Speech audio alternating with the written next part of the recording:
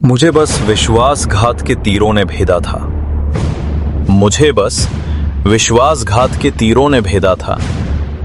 अरे मुझ ज्ञानी से ज्ञान लेने को तो राम ने लक्ष्मण को भेजा था। जय श्री राम दोस्तों, स्वागत है आपका उस सफर में जहां हर कहानी हमें सही और गलत का रास्ता दिखाती है।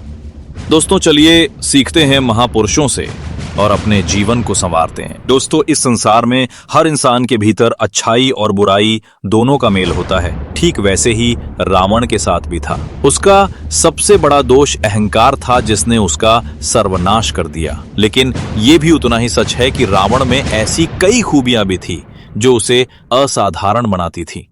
रामायण में वर्णन मिलता है कि जब हनुमान जी माता सीता की खोज में लंका पहुंचे तो उन्होंने रावण की विद्वत्ता और व्यक्तित्व को देखकर आश्चर्य किया। रावण न सिर्फ एक महान तपस्वी था बल्कि वो वेदों और सभी शास्त्रों का ज्ञाता भी था। उसके जैसा विद्वान शायद ही कोई और हुआ हो। कहा जाता है कि भगवान शिव ने भी रावण को अपने यज्ञ में आचार्य के रूप में आमंत्रित किया था।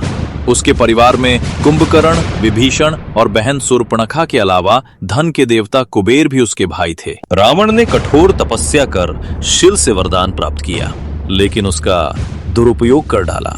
इसी कारण भगवान विष्णु को श्री राम के रूप में अवतार लेना पड़ा। जब रावण ने माता सीता का हरण किया तभी उसके अंत की शुरुआत हो गई और अंततः प्रभु श्री राम ने उसका वध किया।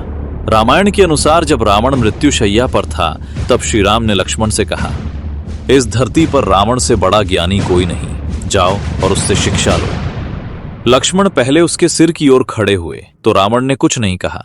फिर श्री राम ने कहा, नहीं, सिर की ओर नहीं, पैरों की ओर खड़े हो, क्योंकि ज्ञान प्राप्त करने के लिए हमेशा झुकना पड़ता है। लक्ष्मण उसके चरणों की ओर खड़े हुए तब रावण ने 3 अमूल्य बातें बताईं।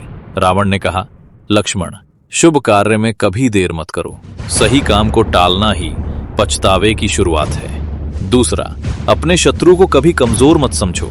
मैंने वानर और भालुओं को तुच्छ समझा और वही मेरे विनाश का कारण बने। तीसरा, अपने जीवन के रहस्यों को कभी दूसरों से साझा मत करो।